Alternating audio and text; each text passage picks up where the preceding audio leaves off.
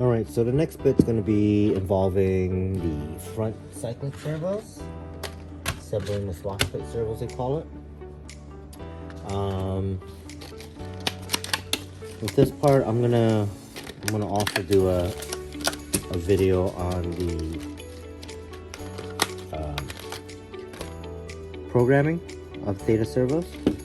I do one for every heli they set up with, but I'm gonna do one for this, not for this helicopter, but I'm gonna do one more specifically for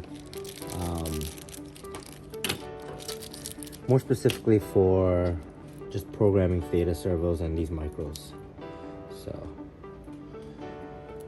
I'm gonna just get them ready, and then I'll come back to this video, which will just go straight into having these mounted and built onto the servo mounts, and then installed onto the top plate or the main plate there. All right, so we'll be right back. So I'm back here after Thanksgiving dinner. I know people are like, how's the helicopter not built yet? Well, this one, I'm doing a record video, a build video for it, so that obviously is gonna take a while. But secondary to that, you know, today's Thanksgiving, so I gotta make sure I do some Thanksgiving stuff with the fams. So I got my 3 servos set up. We're on page 8 right now, and I'm gonna go through all these little baggies, get all these baggies, stuff out of the baggies here. So cute, this helicopter. It's so small. The servos it uses are tiny, and because of that tininess, everything just looks small. Like everything looks tiny. Okay, so we're gonna put the servos, get the servos mounted, and then get that all mounted to the plate here. So let's do the rear elevator servo first. Actually, let's do the front servos, get them on the mount. So the spline is on the bottom, on the lower side and the front, so servo wire goes through, servo gets tucked in like that, and in there like swimwear. Okay, same thing for the servo. Fish the wire through first and kind of tilt it in there, and in a slight little angle, get it tilted in there. Okay, and then we have a bunch of M2 screws, which are 1.5 mils. Make sure you get your Loctite and get these all screwed in. Get all of these in there, partially threaded with Loctite, and then we'll tighten them all down. Ooh, these screws are small. Okay, last screw, and then I'll screw the rest down. Crisscross pattern, always. Okay, now this side.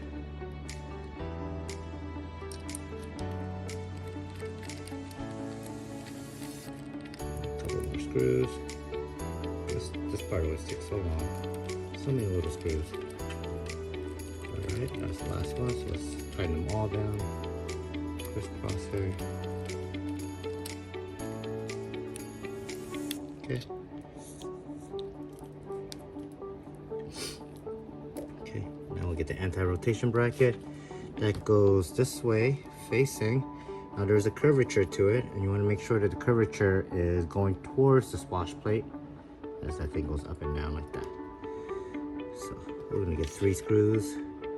We'll get these 3 screws in here as well.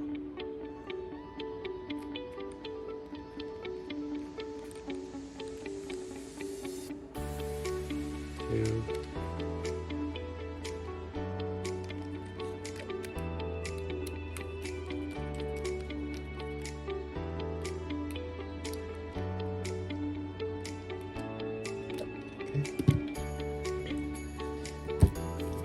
Elevator servo back here now. We're gonna get it on the mount like this.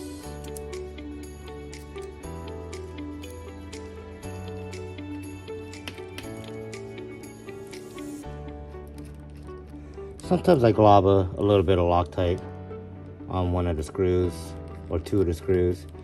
That way I ensure, like, even though The other screws have a bit of Loctite on it. The other ones are gonna stay in regardless. I like to use a lot of Loctite.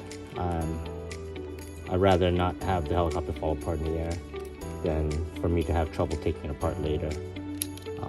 Most likely if I'm taking it apart later, things are broken, so I don't mind replacing other parts as well, or using a little heat to get things out. Heat works wonders on Loctite. So all right, we got these two, and we're gonna now mount them to the mother plate here. So the front one goes up to the front, and the rear one goes into the back. We got, let's see here, 2 screws each. So let's go 1 and 1. Okay. Screw number 2.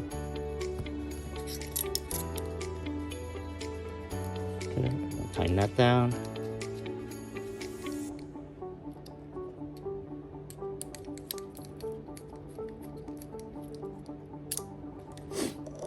Now the elevator servo, same thing. Get the 2 M2 by, I think they're M2 by 8s. Yep, M2 by 8s. Get some Loctite on them for sure.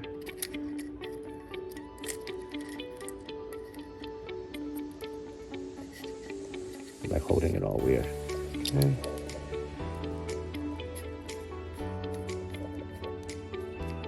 Okay. Tighten that down. Tighten that one down. Okay. We got our servo layout done. Get the wire nice and neat. Okay. There you have it. Let's move on to page 9, where we can start building the frame sides together. Put that aside and get the frames out.